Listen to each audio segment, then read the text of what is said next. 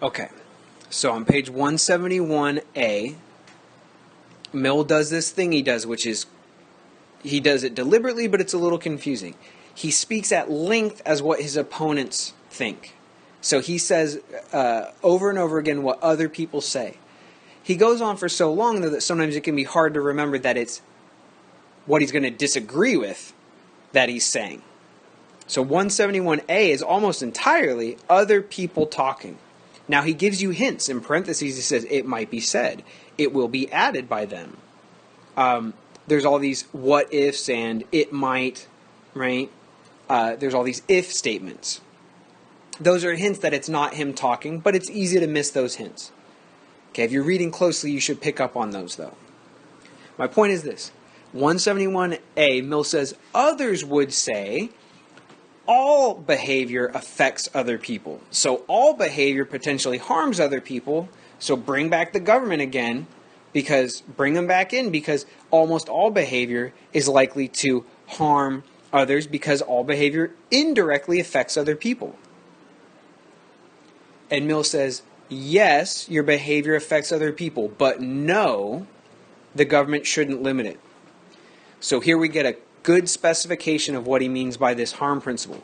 He says, your behavior must, 1, directly affect others, and 2, it has to be a serious harm. Annoying someone doesn't count as harm. Hurting their feelings, let's make this crystal clear, hurting feelings does not count as harm. Showing up late for a date doesn't count as harm. The other person doesn't like it. So you got to understand, harms in Mill have to be something where your actual rights are limited and infringed upon by what someone else did to you. You have a right to property. If I don't sell you my property, I've not infringed upon your right, because you don't have a right to my property. However, if I go into your house, and even if I just take a paperweight, because I'm a klepto and I collect paperweights, even if I just take a rinky-dinky little paperweight, if it's yours, that's your right, and I have violated it by that theft. But if you really, really, really want my house, it's the only house in the neighborhood that'll work. If I refuse to sell it to you, I've in no way impinged upon your right. Okay, so that's one way to think about harm for Mill.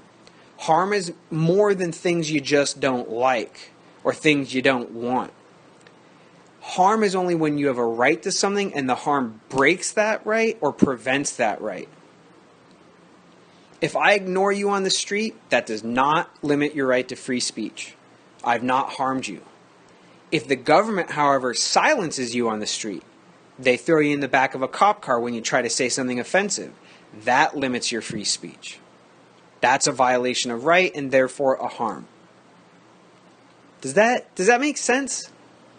I want to see a flood of emails saying, I'm not sure that makes sense, because it's sort of a fuzzy line. Okay, I want to see discussion about this in the discussion board too, of you all trying to put forward what you think Mill means exactly by harm.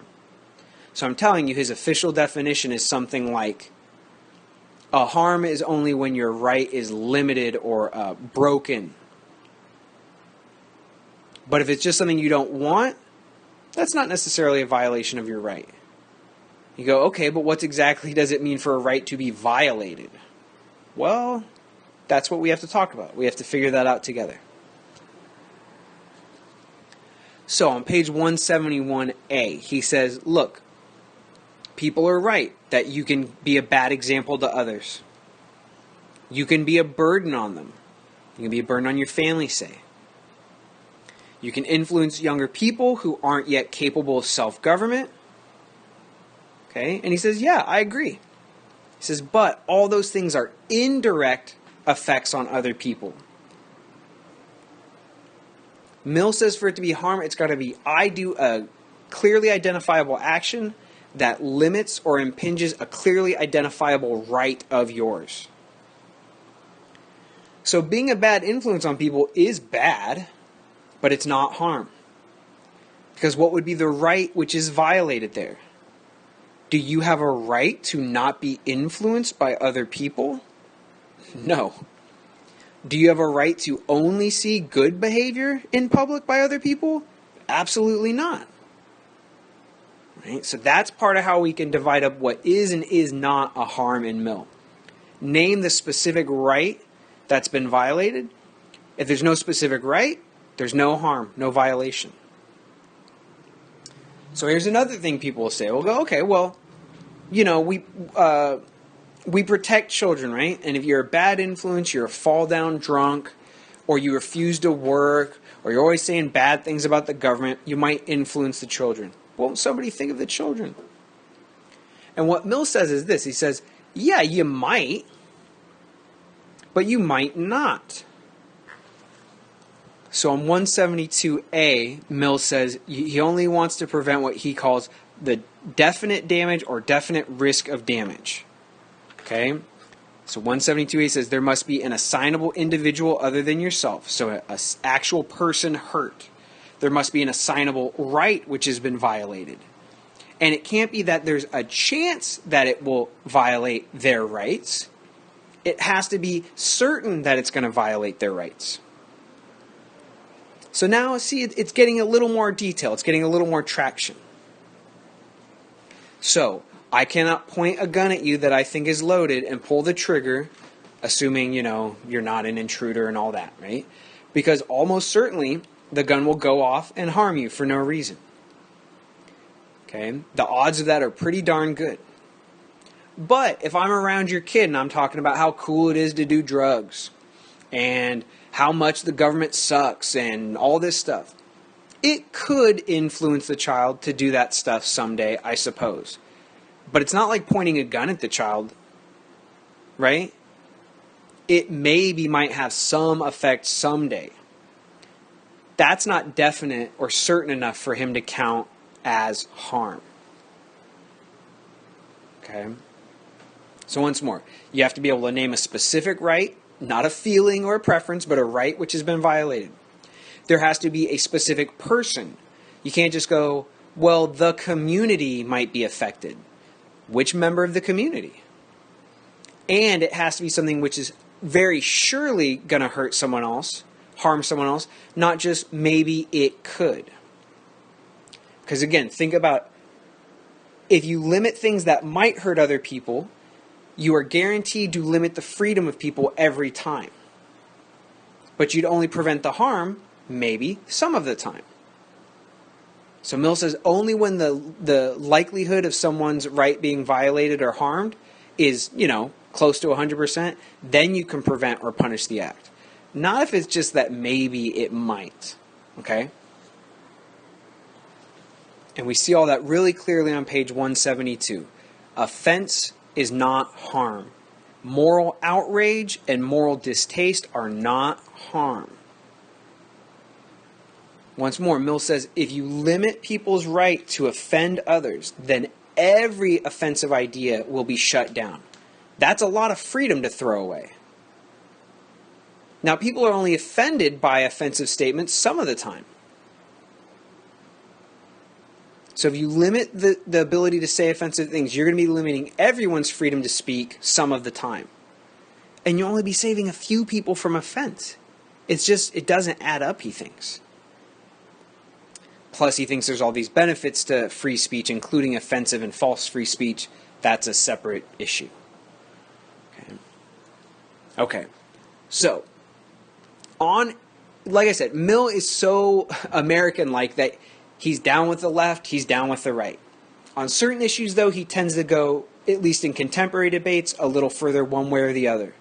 So, Mill's going to say, you can guess, marijuana, legalize it. It may cause harm to individuals. It's probably not great for your lungs. Probably doesn't make you a more efficient worker, usually. But those are not harms to anyone else. They're self-harms, if that. You're allowed to self-harm just like you're allowed to drink too much. On that issue, he's maybe a little further to the left, a little left of center. Then we've got economic freedom, though, on 173A. There, he's just a little bit to the right of center. I think on both these issues, he's freedom and harm preventing enough that he can appeal to all sides. Like I said, just a little bit right of center here, just a little bit left of center for the marijuana legalization. So this is what Mill says about economic freedom on 173. He says, any business transaction, any economic transaction, by definition, involves the risk of harm. There could be fraud, you could be sold something dangerous. If you've got multiple people interacting, logically you have the risk of harming another person because there's another person there by definition. So he says, pay close attention here, please. He says, in principle, the government has a right to regulate any economic or business transaction because their only job is to prevent harm to others. There's always a risk of harm to others in an interaction with another person. So they are, in principle, in theory, allowed to regulate any economic business interaction. I know what you're saying, like, wait, I thought you said he was right of center here. Hold on. In principle, in theory, they're allowed to regulate any business transaction. But he says, in practice, this is 173A near the bottom. He says, in practice, it's better, instead of controlling them, to let people make their own decisions. So he says, in principle, the government's allowed to regulate any and every business transaction. But 173A in the middle, he says, it's in fact wrong in practice. So it's right in principle for the government to regulate every business transaction, but it's wrong in practice solely because he says such regulations do not really produce the results which they were attempting to produce. So a lot of people, they love this about Mill. But notice there's two things he's not saying.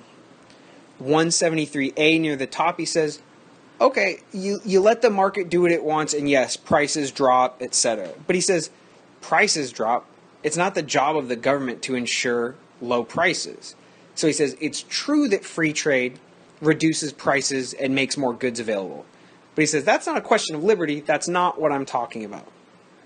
Okay, and then he says, it's exactly by trying to limit these things that it's counterproductive in practice. That's his main concern. That when you try to step in often and prevent every possible harm in the business world, it sort of backfires and you end up limiting freedoms in ways you never would have suspected, and there's still all these harms that find their way through the cracks. It doesn't really work. Another thing he says, the top of 173B, is he says, regulations of business are objectionable not as infringements on the liberty of the producer or seller, but on that of the buyer. So when Mill says that in general the government should be what's called laissez-faire, it's French for let it be, like let it do what it will. Just so you know, that's spelled Laissez-Faire.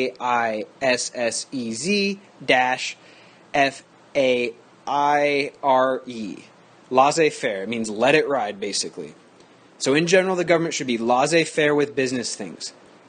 It can regulate some things, but only when they surely are going to have some sort of harm. It should let other things sort of sort themselves out. And he says, however, this is because we want to protect the right of the individual consumer to buy what she or he sees fit, to act as he or she sees fit. It's not about protecting businesses' right to sell things. And why not? Probably because businesses aren't people. Businesses don't actually have, well, okay, there's Citizens United. I didn't mean to step into that whole separate debate. What I mean, though, is for sure, individuals have liberty and should have liberty. That's what Mill is focused on here. You have the right to navigate your way through the market as you see fit. Your individual judgment is fine for you to pursue what you think is good. That's what he's concerned about, not about protecting business or sellers themselves, but you as an actual person, as an actual consumer. That's where his focus is. So I just want to say that. It's definitely sort of free trade, but his emphasis, his whys, what he's looking for, are just slightly different than what people expect when they read this section.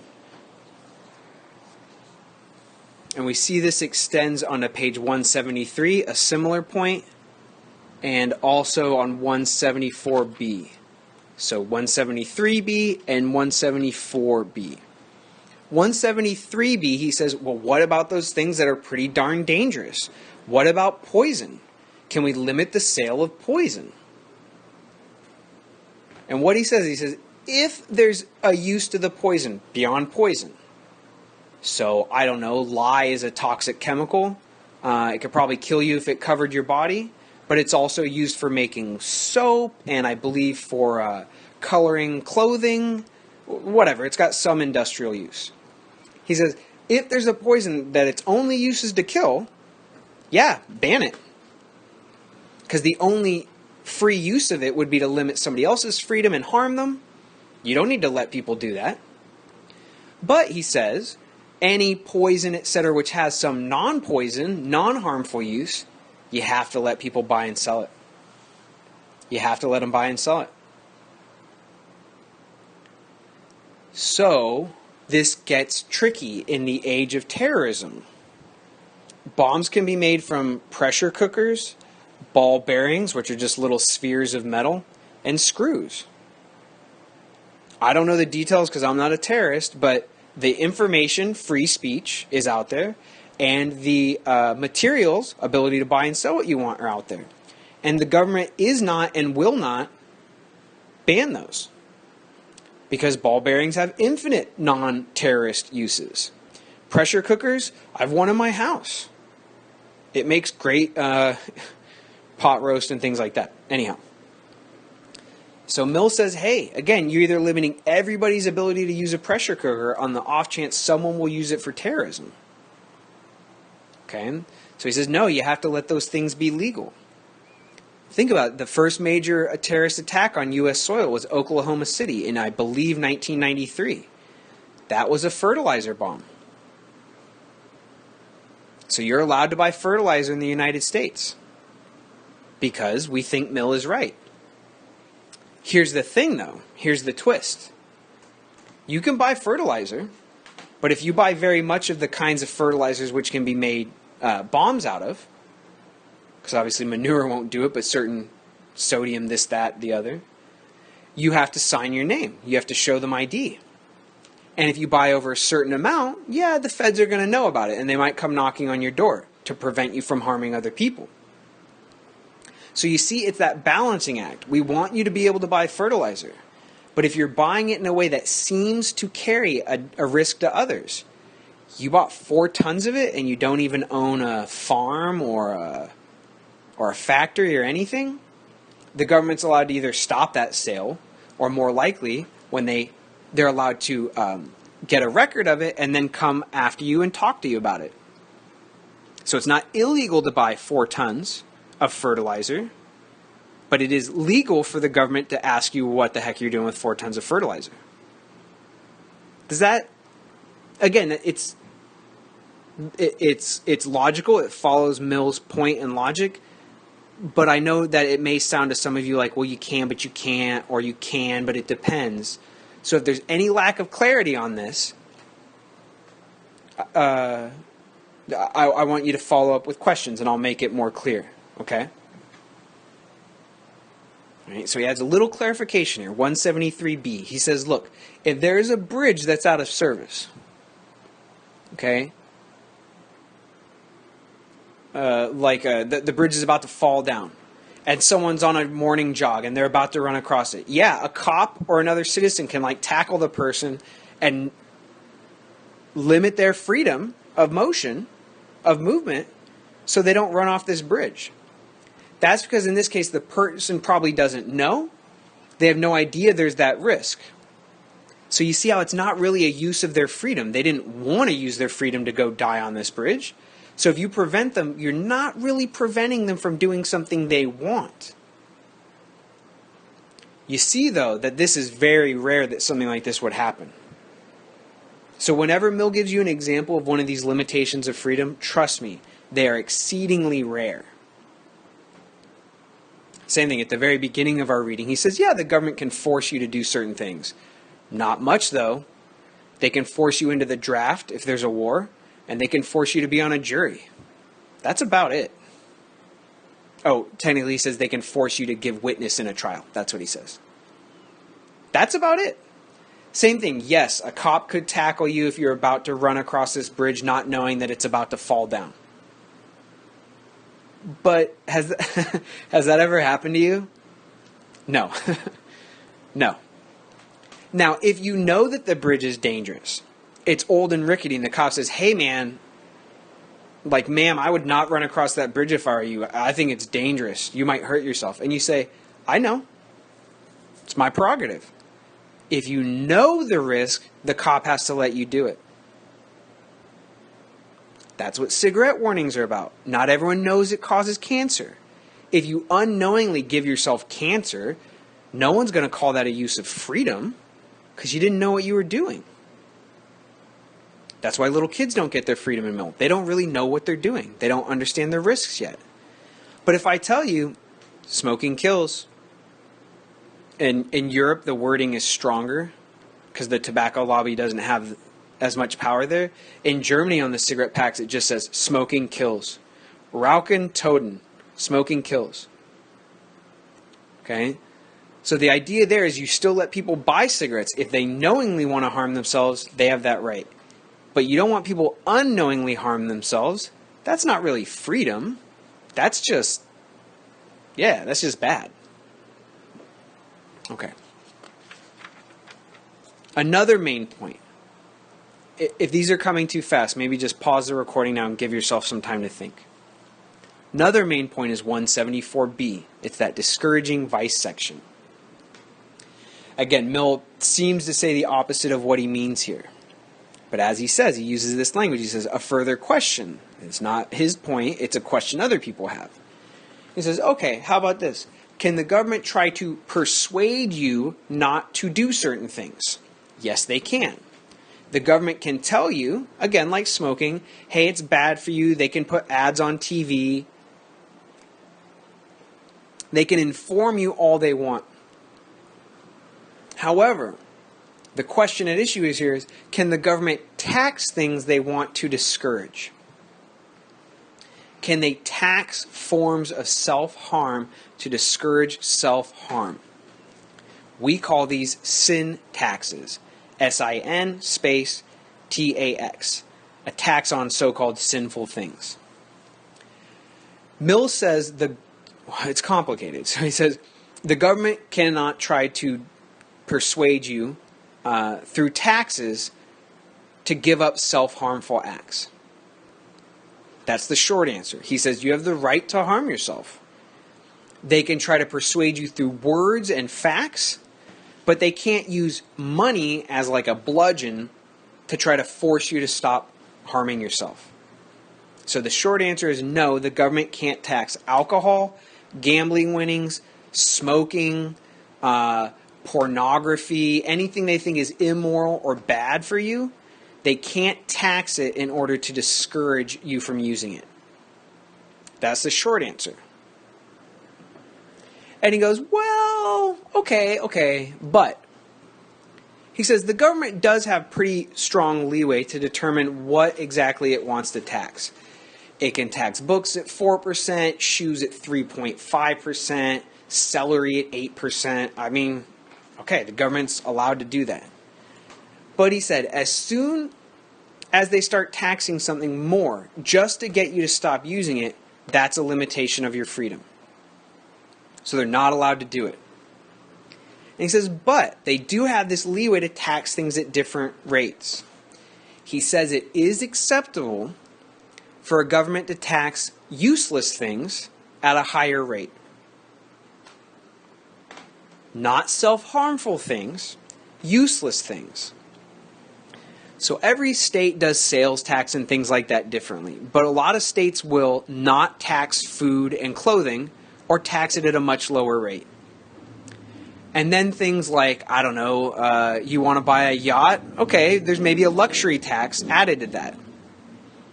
But Mill says that's legitimate if the rationale is we don't want to tax, poor people too much for stuff they need. And we're fine squeezing the ultra rich for a little bit more on the yacht. That's okay. But he says if you're using those taxes because you don't want people to buy yachts, or you don't want them to buy cigarettes, or you don't want them to gamble and buy pornography, then it's not about allocating money, it's just about limiting people's freedom. And that is not legitimate at all.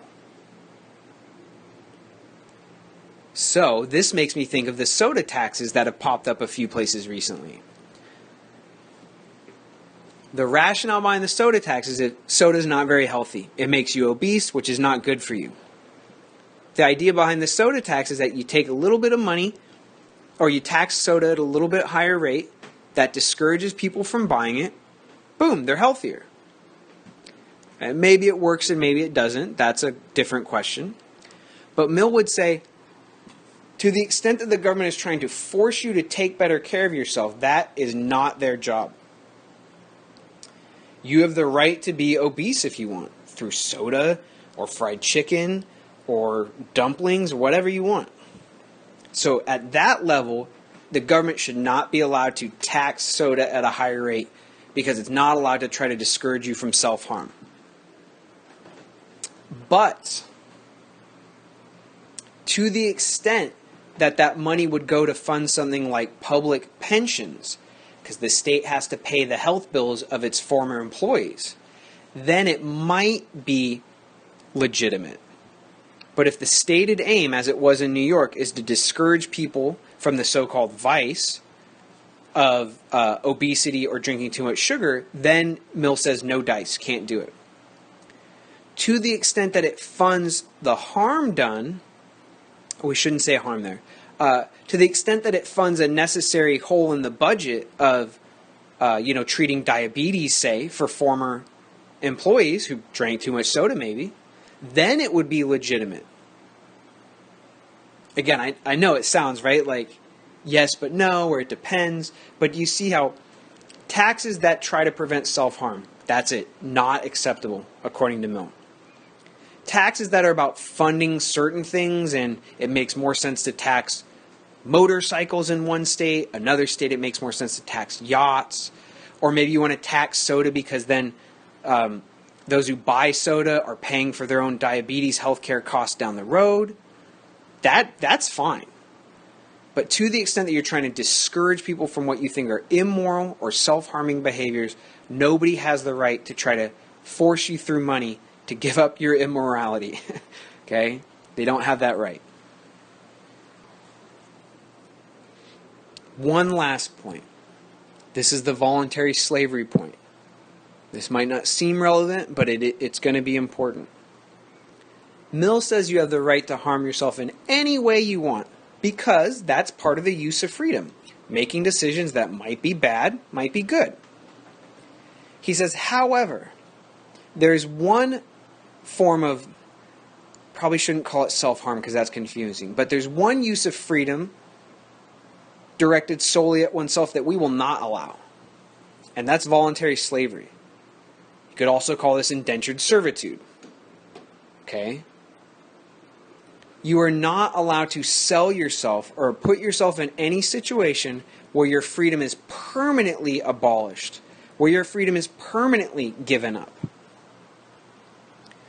As he says, by selling yourself for a slave, you abdicate or completely give up your liberty. You forego any future use of your freedom beyond that single act.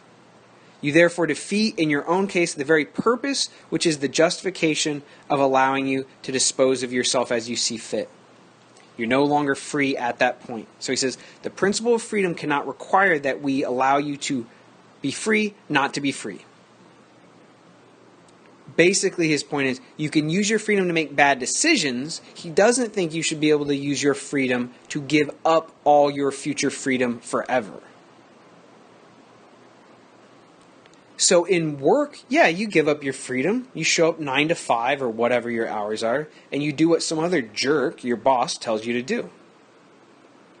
Shoot, even in class, you show up at a certain time and have some jerk, me in this case, tell you what to do.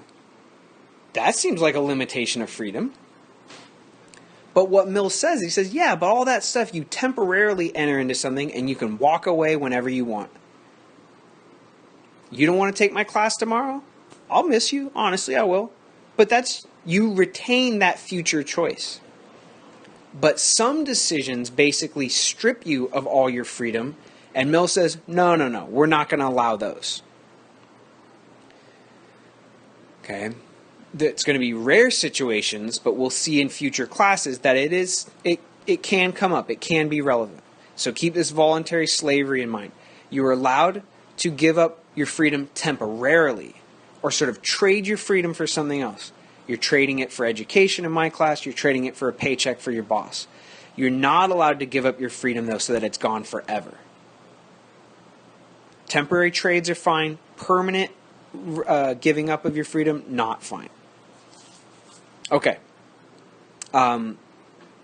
Yeah, so I will have another question in the discussion board where I just list many things, and I'm going to ask you what you think Mill would say about them. Seatbelt laws, marijuana legalization, should you be able to be married to more than one person at once, all these sort of things. And I'll throw a bunch out there. You can throw your own out there. That'll be another question to look for in the discussion board. Okay, thank you, everyone.